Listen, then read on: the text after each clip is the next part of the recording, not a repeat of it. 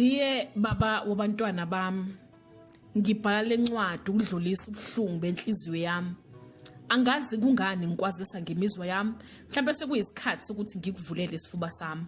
Diye baba wabantwana bami, ngiyafisa ke nokho ukukubona amehlo namehlo sikhuluma umlomo nomlomo. Mhlawumbe iqiniso livele enhlizweni yakho le ukhulula umoya wami. Angikhalela ukuthi ubuye kodwa kunezibazi ezingiphoqa ukukhumbula noma ngingasathandi. Diye baba wabantwana bami, baba wabantwana bami, ngiyazi you are happily married futhi angiqondi ukuba isiphazamiso, kodwa ngithi ngikhumbuza ukuthi enjabulweni yothando lwethu lwafayo mina ngasala nesikhumbuzo sabantwana bakhe sengibuza imibuzo engakwazi ukuyiphendula. Mama uphi ubaba, usashada Wabantabami? Mama uyazonda yini ubaba? Kungane ngasinanku, kungane ngasifoneli, kungane ngasithengile impahla zokugqoka? Mina sengikhathele ukuphendula into engayazi nengenasiqiniseko sayo.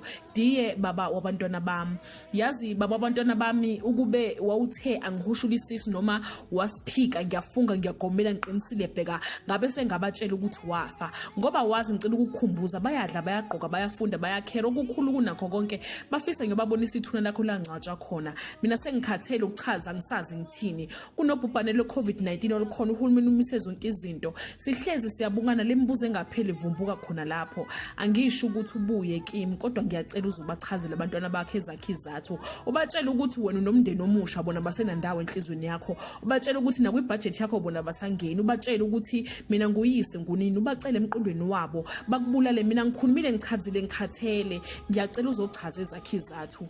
Ngiyema lana yemina umama wabantwana bakho. Diye baba wabantwana bami, ngiyabonga ibhalosa nemajola.